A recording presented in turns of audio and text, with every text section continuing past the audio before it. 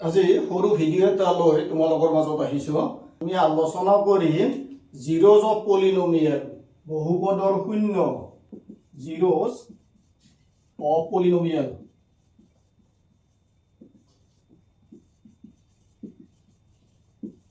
বহুপদৰ শূন্য। এই জিৰ' বা শূন্য এইটো মানে এই সংখ্যাটোৰ কথা কোৱা হোৱা নাই। এইটো হৈছে এটা সংখ্যা, নাম্বাৰ। কিন্তু আমি কাৰ কথা কৈছো? শূন্য বা জিৰ'। এইটো হৈছে এটা নাম। জিৰ' বা শূন্য, জিৰ' অফ পলিনমিয়েল বা বহুপদৰ শূন্য, এই শূন্য বা জিৰ'টো হৈছে এটা নাম, কিন্তু এইটো হৈছে এটা নাম্বাৰ। কেতিয়াবাহে এই শূন্য মানে এই যিটো নাম, ইয়াৰ মানটো এইটো সংখ্যা হ'ব পাৰে। এনেকুৱা নহয় যে শূন্য মানে এই নম্বৰটোৱে হ'ব লাগিব, সেনেকুৱা কোনো কথা কোৱা নাই। এতিয়া চোৱা, এটা বহুপদ বা পলিনমিয়েল এটা আমি ললো, নাম দি লৈছো পি এক্স, মানে চলকটো এক্স, আৰু পলিনমিয়েল কাৰণে পি আখৰে দি লিখিছো, ধৰি ললো এক্স স্কুয়াৰ মাইনাছ 1। এই পলিনমিয়েলটোৰ বহুপদটোৰ শূন্য বা জিৰ' মানে কি বুজি পাইছো আমি? ইয়াতে এক্সৰ কি মান দিলে এই বহুপদটো নাইকিয়া হৈ যাব। নাইকিয়া হ'ব মানে বহুপদটোৰ মান এইটো হ'ব, শূন্য সংখ্যাটো হ'ব।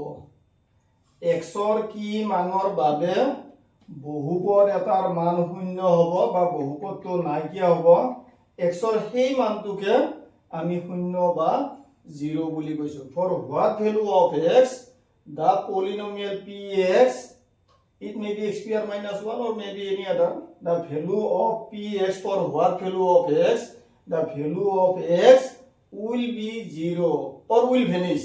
That value of x is called zero of polynomial. এইটো xৰ মান এটা হ'ব পাৰে, এটাতকে বেছি হ'ব পাৰে, নাথাকিব পাৰে। এতিয়া চাওঁ, এই বহুপদটোত xৰ কি মান দিলে শূন্য হৈ যাব। ইয়াতে যদি x মানে আমি 1 দিম, 1 দিলে স্কুয়ার, 1 স্কুয়ার মাইনাস 1, 1 স্কুয়ার মানে 1 মাইনাস 1 ইজ ইকুয়াল টু 0। কি মানৰ বাবে 0 হৈছে? x ৰ 1 দিলে গোটেই বহুপদটোৰ মান হৈ গৈছে 0। গতিকে এই বহুপদটোৰ শূন্য হৈছে এইটো 1। এইটো নহয়, কিন্তু 0টো বহুপদটোৰ শূন্য নহয়। কোনটো হয়? এই 1টোহে বহুপদটোৰ শূন্য। বহুপদটোৰ শূন্য আমি একাধিক পাব পাৰো। এই বহুপদটোতে আমি চালে এটাতকে বেছি মান পাম। কেনেকৈ? এইটো যদি উৎপাদকত বিশ্লেষণ কৰো, এইটো হ'ব x plus 1 x minus 1, কাৰণ এইটো আমি এনে ধৰণে লিখিব পাৰো, x square minus 1 square, মানে a square minus b square ফৰ্মুলাত মিলি আছে। a square minus b square যদি হয়, তাৰ পৰা পাম আমি a plus b, a minus b, মানে x minus 1 x plus 1। এতিয়া চাওঁ, এইটো যদি x is equal to 1 হয়, x equal to 1 হলে তেতিয়া হলে হ'ব 1 plus 1 2, 1 minus 1 0, এটা হৈ আছে 0। নাইবা x ৰ মান যদি -1 দিও, -1 plus 1, আৰু পিছৰটো -1 minus 1, -1 plus 1 0 into -2 is equal to 0। তো x ৰ কি মানৰ বাবে এই বহুপদটো শূন্য হৈ গৈছে, মানে বহুপদটোৰ মান শূন্য হৈছে বা বহুপদটো নোহোৱা হৈছে, সেইটো হৈছে এটা x is equal to 1, এইটোত লিখিছিলো আমি x is equal to 1, আৰু সেকেন্ডটোত লিখিছিলো x is equal to -1। এই মান দুটা x ৰ 1 আৰু -1, এই মান দুটা এইটো বহুপদৰ x square minus 1 বহুপদৰ আমি কি বুলি কম? শূন্য বুলি কম। নাইবা আমি এনে ধৰণৰ চাব পাৰো, বহুপদটো কি আছিলে? px is equal to x square minus 1। এই বহুপদটো px, ইয়াক যদি আমি 0ৰ লগত, 0 মানে এইটো কথা কোৱা নাই, এটা মান, মানে বহুপদটোৰ মান যদি শূন্য হয়, এই যিটো সমীকৰণ পালো, এইটো বহুপদীয় সমীকৰণ বা পলিনমিয়েল ইকুৱেশ্যন বুলি কয়। এই পলিনমিয়েল ইকুৱেশ্যনটোৰ পৰা আমি সমাধান কৰি এক্সৰ যিটো মান পাম, সেই মানটো বহুপদটোৰ শূন্য বা জিৰ'জ অফ দা পলিনমিয়েল বুলি ক'ব পাৰো। কাক কম? The solution of the variable of a polynomial equation। এটা বহুপদীয় সমীকৰণৰ চলকৰ যিটো সমাধান পাম, বহুপদীয় সমীকৰণৰ সমাধানটোকে আমি বহুপদৰ শূন্য, the solution of a polynomial equation is called 0. এতিয়া যদি এই বহুপদীয় সমীকৰণটো চাম px = 0, px মানে কিমান পাইছিলো x square - 1 = 0, ইয়াৰ পৰা যদি চাম এটো আমি ফৰ্মুলাত a square - b square ফৰ্মুলাত ফেক্টৰাইজ কৰি লব পাৰো। যদি ফেক্টৰাইজ কৰি লম x + 1 x - 1 = 0। এতিয়া চাম দুটা উৎপাদকৰ পূৰণফল শূন্য হৈছে। দুটা উৎপাদকৰ পূৰণফল শূন্য হ'ব লাগিলে এই উৎপাদক দুটাৰ যিকোনো এটা শূন্য হ'ব লাগিব। শূন্য নহলে পূৰণফল কেতিয়াও শূন্য হ'ব নোৱাৰে। Product of non-zero number cannot be equal to 0. As the product of two number is equal to 0, therefore at least one of these must be 0. তার মানে হয়তো x + 1 = 0 হ'ব পাৰে বা x - 1 = 0 হ'ব পাৰে। তাৰ মানে কি পাম x = -1 প্ৰথমটোৰ পৰা আৰু সেকেন্ডটোৰ পৰা x = 1। কি পালো এটা -1 এটা +1। কেনেকৈ পাইছো আমি এই শূন্যকেইটা? আমি এই বহুপদীয় সমীকৰণটো সমাধান কৰিছো। বহুপদীয় সমীকৰণটো কৰ পৰা পাইছো? যেটো বহুপদ আছে এই বহুপদটোক এটা সমীকৰণ বনাই লৈছো শূন্যৰ লগত তুলনা কৰি, শূন্যৰ লগত সমান হিচাপত তুলনা কৰি পোৱা যেটো বহুপদ সমীকৰণ বা পলিনোমিয়েল ইকুৱেশ্যন, এটো সমাধান কৰি পোৱা মান কেইটা হ'ব এই পলিনোমিয়েলটোৰ 0 বা বহুপদটোৰ 0। এতিয়া সব বহুপদৰ প্ৰকাৰ আমি বহুত কেইটা পাইছিলো। এটা ডিগ্ৰী যদি 1 হয় তেতিয়াহলে লিনিয়াৰ পলিনোমিয়েল একঘাতীয় বহুপদ, ডিগ্ৰী 2 হলে কোয়াড্ৰেটিক পলিনোমিয়েল দ্বিঘাতীয় বহুপদ, ডিগ্ৰী 3 হলে কিউবিক পলিনোমিয়েল ত্ৰিঘাতীয় বহুপদ। ইয়াৰ ওপৰতো আছে, ইয়াৰ ওপৰত আমাক আৰু নালাগে।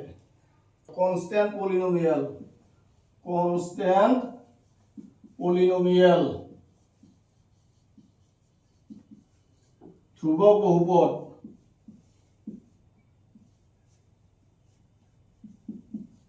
ধ্ৰুবক বহুপদ।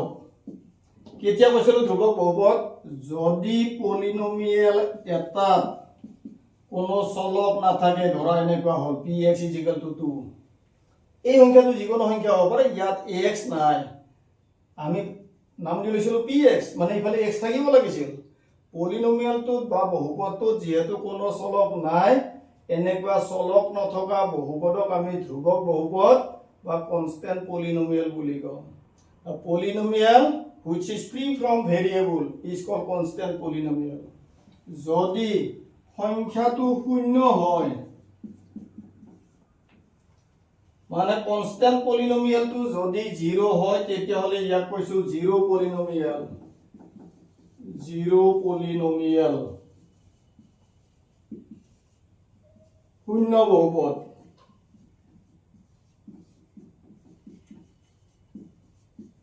শূন্য বহুপদৰ ক্ষেত্ৰত এইটো ইচ্ছা কৰিলে আমি 0 মানে x পাৱাৰ যিকোনো নাম্বাৰ লিখিব পাৰো, কাৰণ 0ৰ লগত যিয়ে ইনটু কৰি নিদিও x power 1, x power 2, x power 3 যি ইনটু কৰি নিদিও ৰিজাল্টটো 0 হ'ব। এতিয়া যদি x ৰ মান সাপোজ 1 দিলো, 0 * 1 পাৱাৰ n, এইটো ৰিজাল্টটো 0 হ'ব।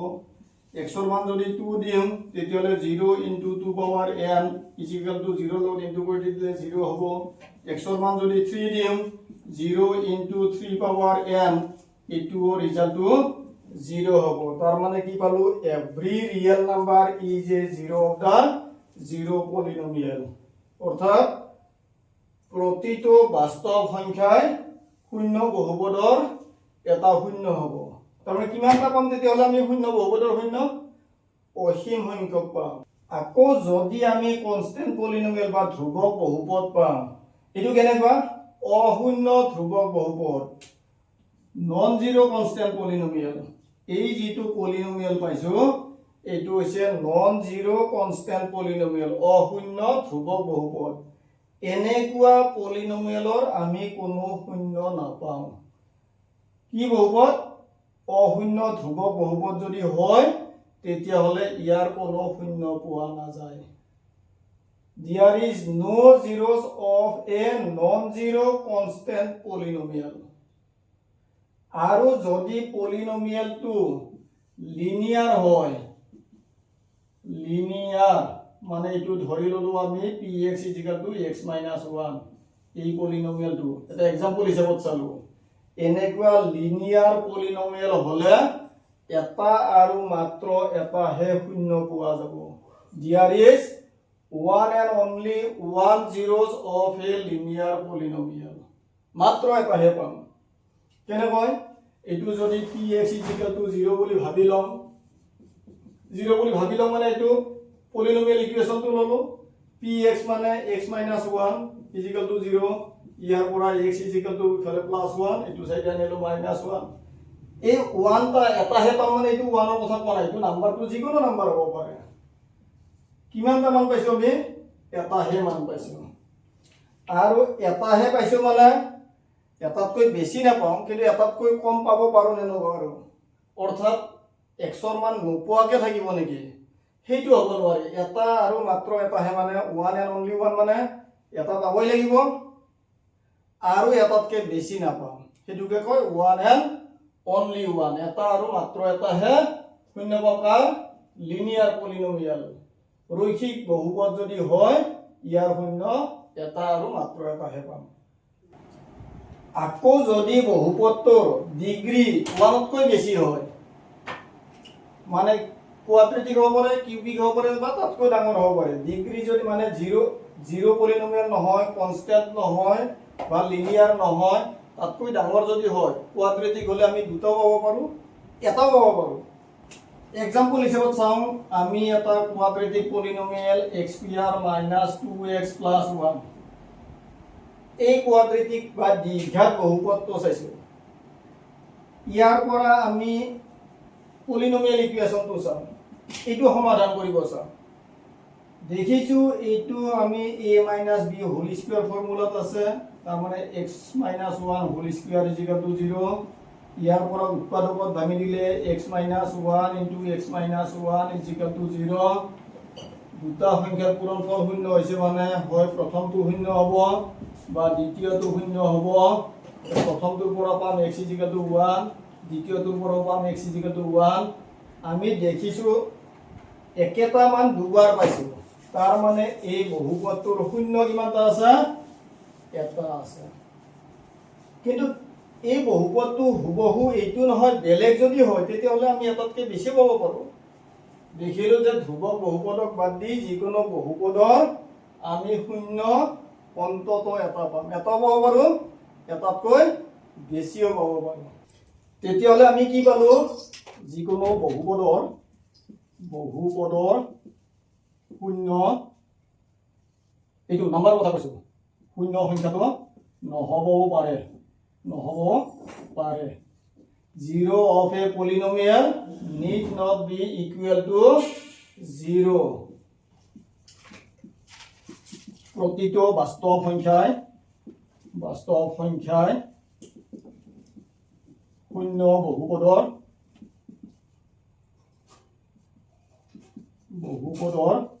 শূন্য হয়। অশূন্য ধ্ৰুৱক বহুপদৰ কোনো শূন্য পোৱা নাযায়।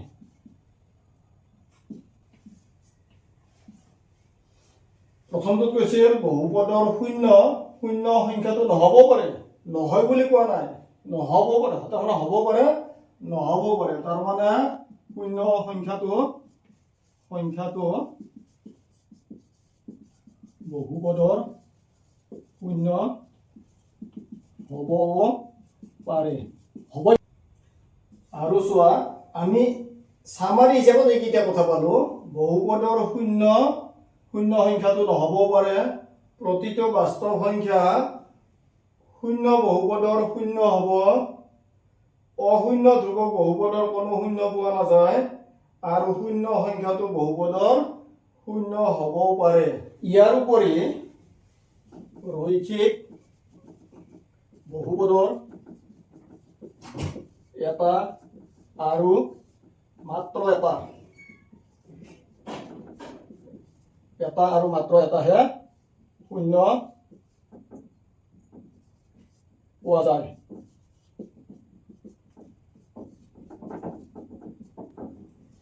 আৰু যদি বহুপদটো বেলেগ হয়, ৰৈখিক নহয়, ইয়াতকে ডাঙৰ হ'ব পাৰে, কোৱাড্ৰেটিক, কিউবিক মানে দ্বিঘাত, ত্ৰিঘাত এনেকুৱা যদি হয়, তেতিয়াহ'লে কি হ'ব, কোনো এটা বহুপদৰ শূন্য এটাতকৈ বেছিও হ'ব পাৰে।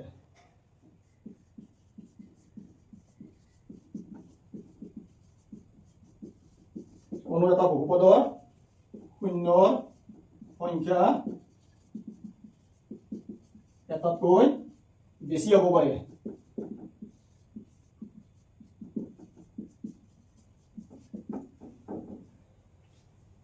কি পালো চোৱা, চামাৰিখিনি বহুপদৰ শূন্য সংখ্যাটো নহ'বও পাৰে, প্ৰতিটো বাস্তৱ সংখ্যা শূন্য বহুপদৰ শূন্য হয়, অশূন্য ধ্ৰুৱক বহুপদৰ কোনো শূন্য পোৱা নাযায়, শূন্য সংখ্যাটো বহুপদৰ শূন্য হ'বও পাৰে, এইটোত কৈছে নহ'বও পাৰে, এইটোত কৈছে হ'বও পাৰে, হয় নহয় এইটো ফিক্স নহয়। ৰৈখিক বহুপদৰ এটা আৰু মাত্ৰ এটাহে শূন্য পোৱা যায়, আৰু কোনো এটা বহুপদৰ শূন্যৰ সংখ্যা এটাতকৈ বেছি হ'ব পাৰে, এটা হ'ব পাৰে, এটাতকৈ বেছিও থাকিব পাৰে।